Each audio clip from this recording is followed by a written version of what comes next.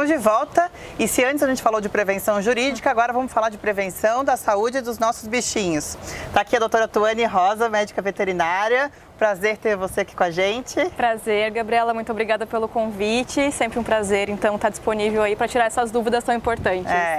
Bom, doutora, fevereiro foi então o mês de prevenção da saúde pet. Exatamente. Principalmente dos animais idosos, né? Então, muito importante a gente sempre falar um pouquinho desses cãezinhos que estão vivendo cada vez mais, né, Gabriela? Pois é, a gente sabe que agora com a tecnologia e o avanço da medicina veterinária também, os cãezinhos realmente estão vivendo mais. A da minha mãe mesmo faleceu ano passado com quase 16 anos. Isso é uma coisa muito rara, né? Antigamente era, né? Exatamente. Hoje em dia, cada dia é mais comum, né? E o que leva os cães a viver, e os pets em geral, a viver tanto? Olha, Gabriela, então principalmente os cuidados, né? O que aconteceu de antigamente, né, para hoje, o que a gente nota é uma mudança realmente nos cuidados dos nossos pets. Então, mudança de alimentação, mudança em questão de controle realmente de vacinação, vermífugo, acompanho com o veterinário, né?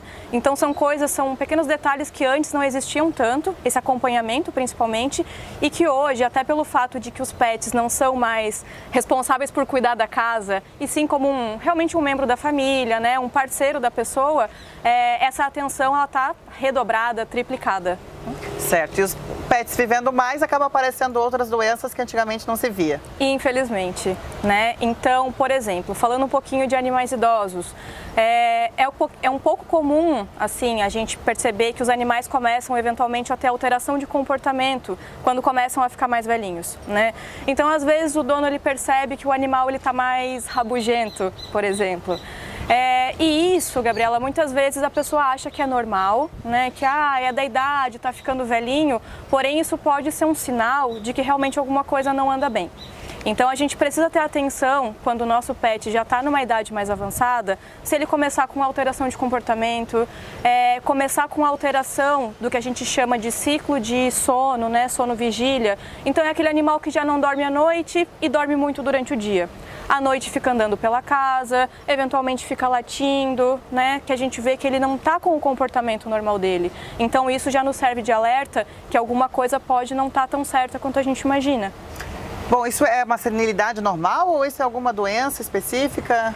A gente não chama de doença, é um processo degenerativo. Então a gente pode fazer aí um panorama com o que seria pra gente o Alzheimer, por exemplo, né? Então, por muito tempo a gente considerou que os velhinhos da nossa sociedade, ficava caduco, né? Que isso falava. Sim. Então hoje a gente sabe que isso não é normal, né? Então o Alzheimer ele existe também no meio animal, né? E ele acontece justamente por esse processo degenerativo, reações oxidativas que são, digamos, naturais, mas que alguns animais eles vão desenvolver de forma mais acentuada, mais grave do que outros. Não são todos que vão realmente chegar nesse nível, né? Só que quando a gente começa a identificar, por exemplo, que o meu animal não se comporta de maneira normal, começa eventualmente a fazer xixi fora do lugar, já não come como antes, a gente precisa, nesse momento, pensar que ele precisa realmente passar por uma avaliação veterinária, passar por um check-up, porque isso pode ser relacionado, como tu falou, à senilidade, mas tem outras doenças, né, inúmeras, que podem também causar esses distúrbios. Então, se a gente só ficar pensando que é porque ele está velhinho, é um processo normal, a gente pode estar deixando de tratar algo que realmente teria, digamos, um controle mais fácil, né, levando até mesmo uma cura desses sinais. Então, existe tratamento, não é achar que vai ficar assim para sempre. Pode ser que tenha alguma coisa a se fazer. Exatamente. Quando a gente trata de alguma doença específica, no geral a gente tem algo a fazer. Quando a gente fala de senilidade, ou o que a gente chama, né, que é a disfunção cognitiva canina, na verdade o que a gente consegue fazer é um controle.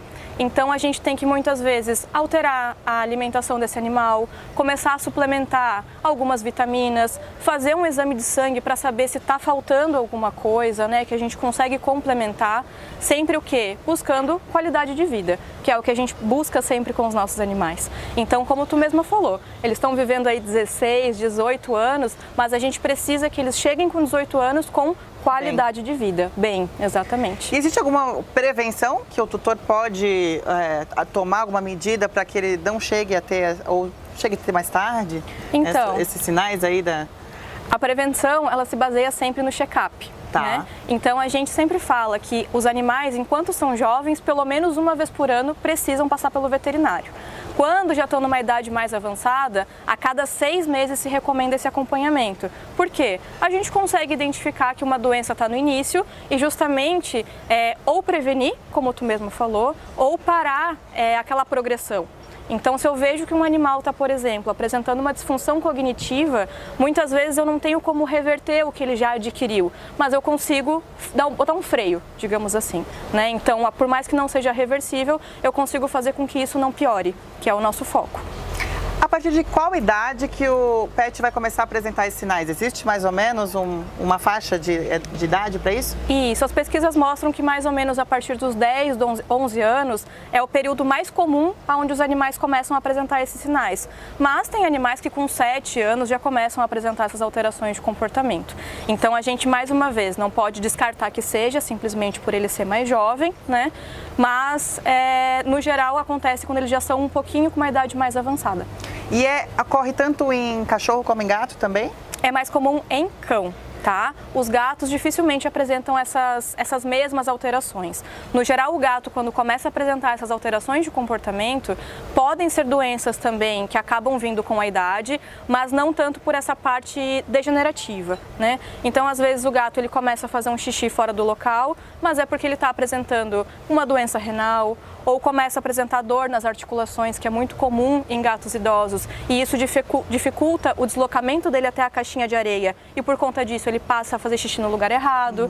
Então a gente não pode considerar que essas alterações repentinas são normais, a gente precisa realmente investigar. Então a lição que fica é algum sinal estranho no seu pet, leve para uma consulta. Com certeza. Algum veterinário especialista ou pode ser um clínico geral? Pode ser um clínico geral, tá? E aí, a partir da consulta com o clínico geral, se confirmar que, por exemplo, é um caso de alteração neurológica, o animal ele vai ser acompanhado, então, por um neurologista. Existe, sim, essa recomendação, né? E a mesma coisa para as doenças no geral. Se a gente viu que essa alteração é por uma alteração endócrina, ele vai ser acompanhado com um endocrinologista. Mesma coisa aqui pra gente, Gabriela. Doutora, obrigada. Imagina. Sempre muito bom falar dos pets, principalmente da saúde deles. Muito